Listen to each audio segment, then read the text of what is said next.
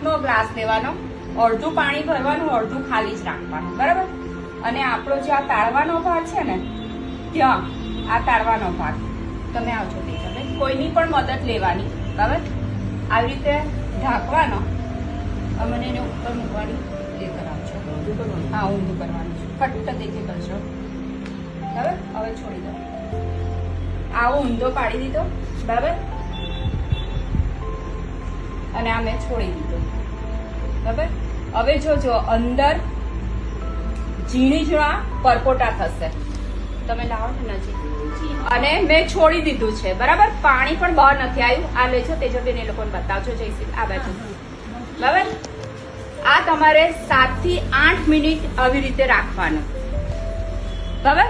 તમારા શરીરની જે પણ ગરમી હશે, એસિડ હશે ને, બધું ઉપર આવશે, ઝીણા ઝીણા બબલ્સ થશે, બરાબર? 7-8 મિનિટ આવી રીતે રાખવાનું. તડકાના કારણે લૂ લાગતી હોય, તમને પિત્ત થઈ જતું હોય, માઇગ્રેનનો પ્રોબ્લેમ હોય, આ ક્રિયા કરવાની. દેખાય છે ને બધાને? મોર્નિંગ કેટલા ટાઈમ? હા, કોઈ પણ ટાઈમ પર કરો.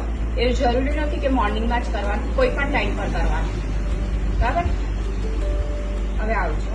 જયશ્રીબેનને આપી દો, બરાબર? પાછું એને લોક કરી દેવાનું, બરાબર?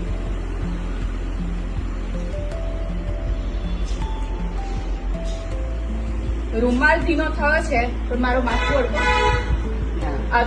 સેજ પણ વાળ ભીના નથી, સેજ પણ ભીના નથી. નેપકિન ભીનો છે, નેપકિન ભીનો ખરો, પણ વાળ સેજ પણ ભીના નથી.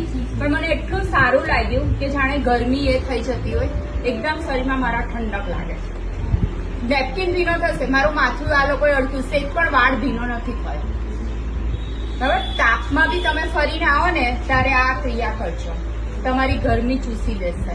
કાચનો જ ગ્લાસ લેવાનો, એક પણ અડધો ભરેલો, અડધો ખાલી, અને ડબલ નેપકિન કરી દેવાનો, બરાબર?